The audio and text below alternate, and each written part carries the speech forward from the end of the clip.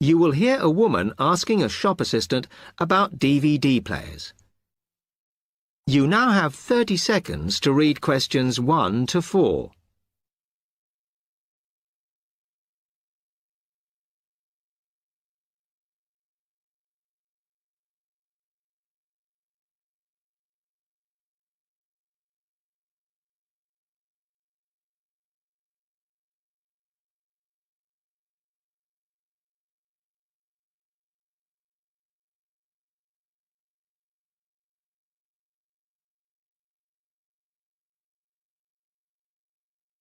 Hello, I'm interested in buying a DVD player. Can you help me, as I don't know very much about them? Of course. We sell quite a range. Actually, we're doing a customer survey at the moment, so I wonder if I could fill in this form about you, and that will actually help me to advise you on the best DVD player for you. Oh, okay. First of all, your occupation. Student. Okay. Then, have you already got a DVD player? No, I've never had one before. Uh-huh. And how much do you think you want to spend on a player? I'm not sure, really, but I have got a budget. My friend said I should allow about £100, but I can't afford over £85, so that's what I'm working on. Mm-hmm. And do you watch DVDs very often? Depends what you mean by often. I don't know what the norm is. Is it about 2 a week? I suppose I watch 3 a month.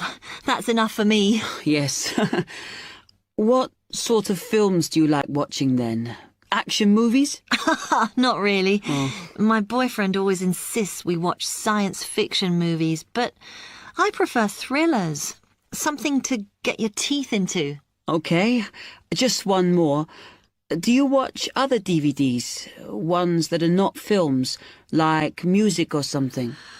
Not much, because I don't want to spend the money on something I can watch on TV, but I occasionally rent out comedy programs, and I fight with my boyfriend over all the sports DVDs he watches. You now have 30 seconds to read questions 5 to 10.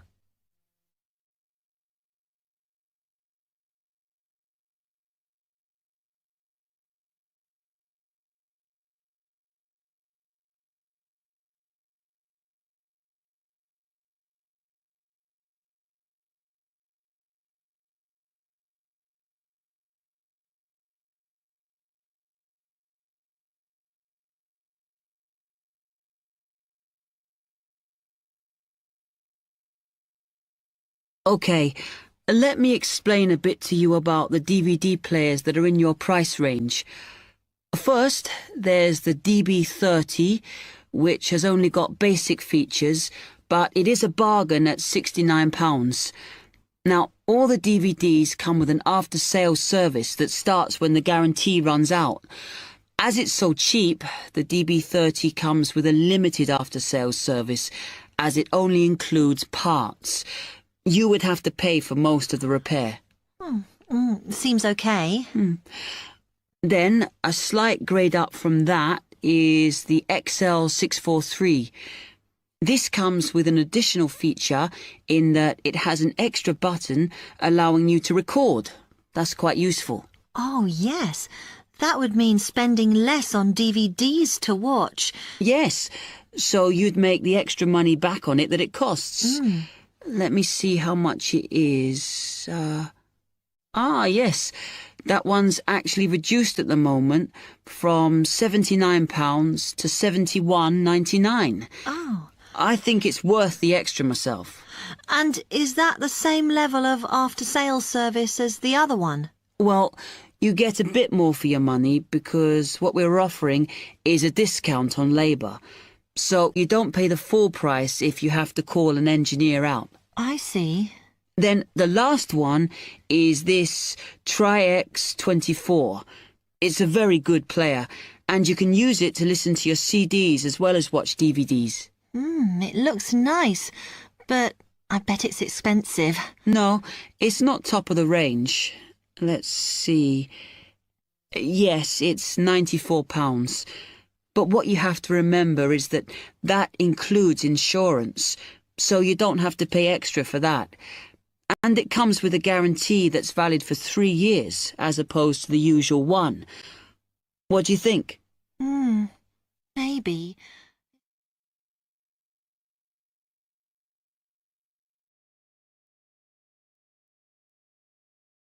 That is the end of part 1. You now have half a minute to check your answers.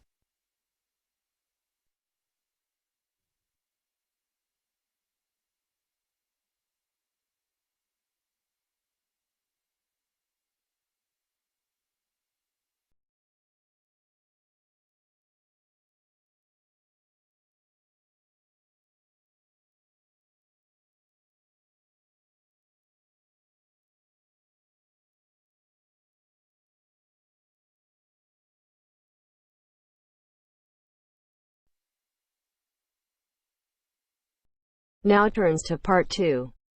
Part 2. You will hear a trainer giving a talk to people who want to learn outdoor survival skills. First, you have some time to look at questions 11 to 16.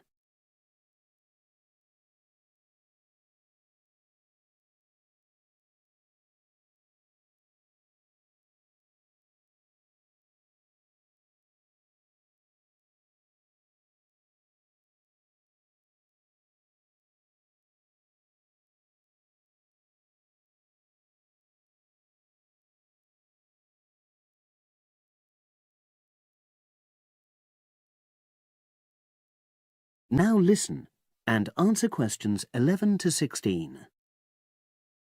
Good morning, everyone, and welcome to our outdoor survival program. As you know, this week you'll be learning some of the basic information and skills you need to look after yourself independently in the outdoors. These first 2 days will be based here in the classroom, and then we'll be taking a camping trip to put into practice some of the things you've learned. I'm going to start off with the topic of food. And to start with, I'll describe just 2 methods which we'll be putting into practice at our camp, and which make use of natural resources, the steam pit and the bamboo pot. I've got 2 posters here to make things clearer, and I'll start with the steam pit here. To make this, you'll need some dry sticks, some grass, some loose earth, and some stones. And for this week only, some matches. The first thing you do is to dig a shallow pit in the place you've chosen to do your cooking. Let's say about 25 centimeters deep and 30 centimeters wide. Your sticks have to be a bit wider than the pit because you have to put a line of them along the top from one end of the pit to the other. Before setting light to these, you take some large stones and arrange them on top. Then you start the fire and wait till the wooden platform burns through and the stones fall into the pit. At this point, brush away any pieces of hot ash from the stones. You can use a handful of grass, and then take another stick and push it down into the center of the pit, between the stones. After that, you cover the whole pit with a thick layer of grass. And then you can put your food on it, wrapped in more pieces of grass, like parcels. Finally, cover the whole thing with earth. You have to pat it firmly to seal the pit. Then all you have to do is take the stick out and pour a bit of water into the opening that it leaves. It should take about 4 hours for your food to cook, as it cooks slowly in the steam that's created inside the pit. Now you have some time to look at questions 17 to 20.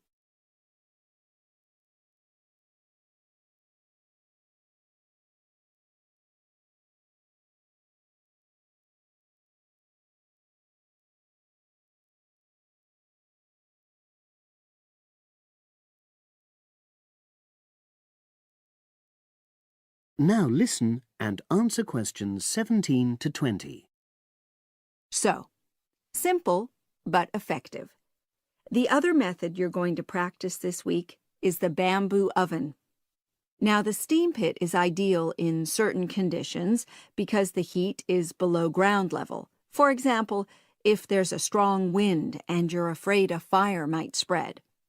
But when it's safe to have an open fire, you can use the bamboo oven method. You get a length of bamboo, which, as you probably know, is hollow and consists of a number of individual sections with a wall in between. You use a sharp stick to make a hole in each of the dividing walls apart from the end one. Then you lean the bamboo over a fire, with the top propped up by a forked stick and the bottom sitting on the ground. You pour enough water in the top to fill the bottom section, and then light a fire underneath that section to heat the water. Then you put your food inside the top section, and the steam coming up the bamboo through the holes you made cooks it. I'm going to move on now to food itself and talk about some of the wild plants you might cook. I'm going to begin with fungi. That's mushrooms and toadstools. I'm sure you'll be aware that some of these are edible and they're delicious, but some of them are highly poisonous. Now, whether they're poisonous or not, all fungi that you find in the wild should be cooked before eating, because that helps to destroy any compounds in them that might be mildly toxic. But be aware that any amount of cooking won't make poisonous varieties any safer to eat. Unless you can definitely identify a fungus, you should never eat it. It's not worth the risk. And you need to be really sure, because some fungi that are poisonous are very similar in appearance to certain edible varieties. They can easily be mistaken for each other. So, having said all that, fungi are delicious when they're freshly picked, and although they are only moderately nutritious, they do contain minerals which the body needs. I'll move on now to leafy plants, which are generally... That is the end of part 2. You now have half a minute to check your answers.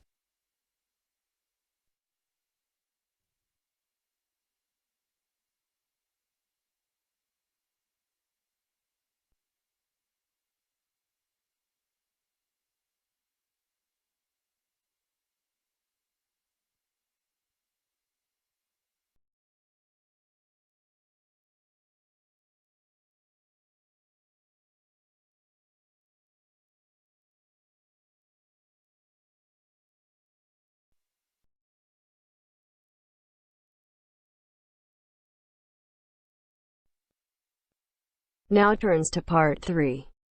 Part 3. You will hear a student, Penny, talking to two friends, Ray and Louise, about a television competition Ray has entered called Travel Documentary. Before you hear the conversation, you have some time to look at questions 21 to 26.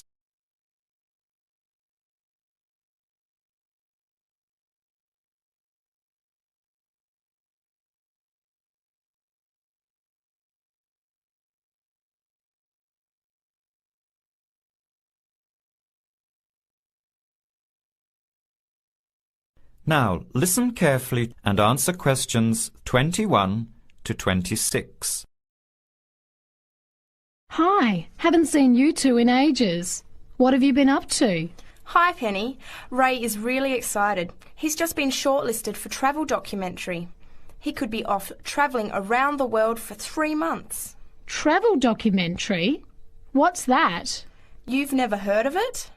Don't you watch TV? Well, actually, no, hardly ever. Especially since I've started working on my thesis. I don't have time to breathe, let alone watch TV. So what's this all about, Ray? Well, actually, it's a competition run by public TV. It involves my two great loves, travel and filmmaking. Is it that program where people are sent around the world making documentary videos? I have heard of it. Fantastic! So you've been chosen? Not yet. I'm one of 34 selected for an interview next week, so I've made it through the first cut. Yeah, there were over 200 applicants from around the country. Pretty amazing, hey? Well, I've been lucky so far. What's the next stage? 13 are chosen from the interview to do a 4-week training course in documentary filmmaking. Then, the 8 finalists get sent off with a video camera to travel around the world. Sounds incredible. What's the catch? The catch is that every 2 weeks you have to send in a 10-minute video from a different part of the world. It's broadcast on TV along with the work of 3 of the other competitors and judged by a panel of experts and the TV audience. So you're under a lot of pressure. Wow, I guess so. You mean you're on television every 2 weeks? Yep, that's right. But first I have to be selected. Do you have to have any filmmaking experience to apply? Some background in photography or video making helps, but you're not supposed to be an expert. In fact, you can't apply if you've already worked in filmmaking. We all get the same 4-week course, so we start with the same skills. Can you go anywhere in the world you want? Each competitor makes up his or her own travel plans and has to get them approved. Before the conversation continues, you have some time to look at questions 27 to 30.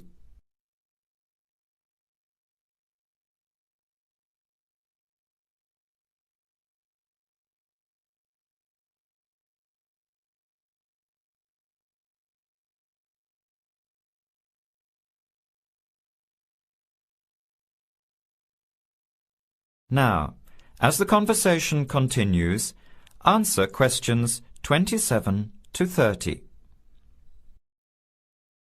Have you talked with anyone else who has done it? As a matter of fact, just last week I met Sarah Price, a girl from here who did it last year. What did she have to say about it? She said it was the most amazing experience of her life, but it was really tough at times. I think you'd have to be really brave to take off like that alone with so much responsibility. It's not like going on a holiday, is it? No. 2 weeks in a country, often where you can't speak the language, to find a story, film it, organise all the editing. Then you're off to a completely different part of the world to start all over again. Pretty exhausting, but exciting too. What a way to see the world. What about Sarah Price? Did she have any bad experiences? She said the worst part was when she got some mysterious fever in Mongolia and thought she might have to be sent home.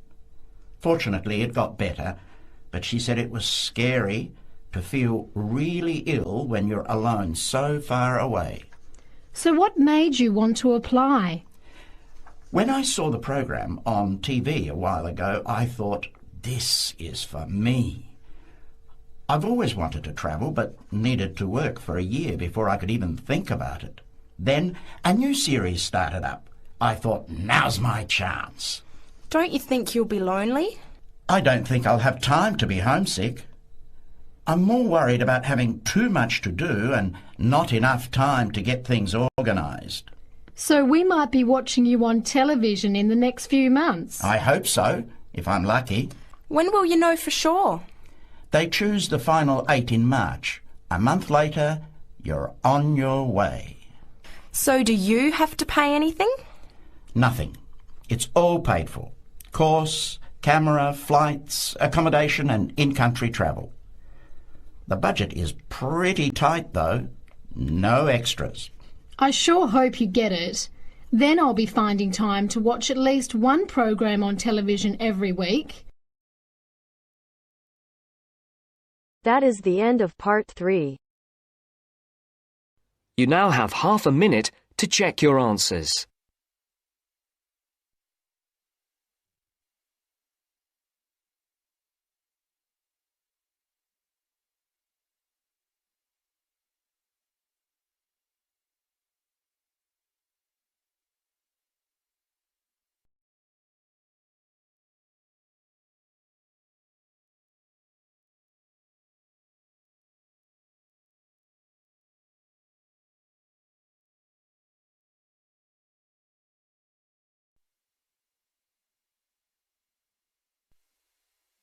Now turns to Part 4.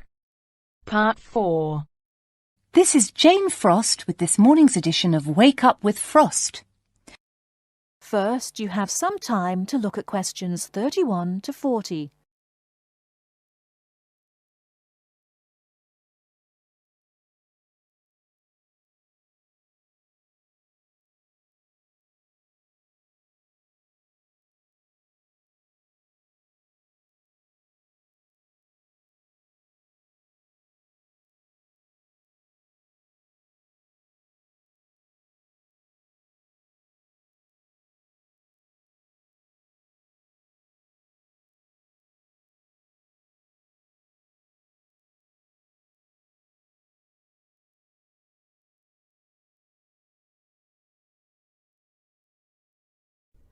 Now, listen carefully and answer questions 31 to 40. Good morning. This is Jane Frost with this morning's edition of Wake Up with Frost. As you all know, for the last week we've been running a survey trying to find out what you, the listeners, think is the greatest invention of the last 200 years. The response has been amazing, double the amount we had last year, so thanks to all of you for taking part. We've had about 2,000 responses online and about the same on our phone lines. The lines are now closed, and this morning I can announce what the results were. So, here it is. You, the listeners, have chosen as the greatest technological invention of the past 200 years, and let me not forget to mention that 65% of you voted for this, it's the bicycle. Yes, the bicycle, first invented in 1818, and, would you believe it, the first bicycle was made of wood. The second bicycle had iron wheels. I cannot imagine what that must have been like to ride. It would have kept you fit at any rate. But for me, the best thing about the bicycle was what it did for women's rights. Yes, in the 1890s, it was the bicycle that meant women could change their clothing, start wearing trousers or pantaloons as they were known. Before then, women's clothes had been really uncomfortable, and I'd imagine quite difficult to breathe in. So, thanks to the ordinary bicycle, it was not only the man who wore the trousers in a home. Instead, women could now feel far more equal to their male contemporaries. And I'm sure you'll agree, the bicycle is a great way to get regular exercise, and of course, it's much better for the environment. And today, over 1 billion people all over the world ride bicycles, and for some, it's their only means of getting around from A to B. So, to all you bicycle riders out there, keep up the good work. Coming in a close second with 42% is the computer. I found out something interesting about the computer, which is that really this word first meant someone who did mathematical calculations. Of course, today, with the development of the personal computer, computers are being used for everything from home use to business and even digital photography. I don't know about you, but I can't imagine life without a computer now. I guess closely related to the computer is the internet, and this got 12% of your votes. Maybe, like myself, many of you might think of the internet as being the World Wide Web, but actually the web is only one part of the internet. The internet began as part of the United States military network, but it later began to be used by businesses and academic institutions. Of course, today, the internet has so many uses. We use it for shopping online and entertainment, as well as to find information and send emails. But sadly, there is a darker side to the internet, and some of you have sent me emails about this. Finally, with 5% of your votes, is the radio. We think the radio was invented by Marconi in 1896, and he opened his first radio or wireless factory in the United Kingdom in 1898. In 1906, a man called Reginald Fessenden gave the first radio broadcast from Massachusetts. Ships could hear him at sea, and apparently he played the violin.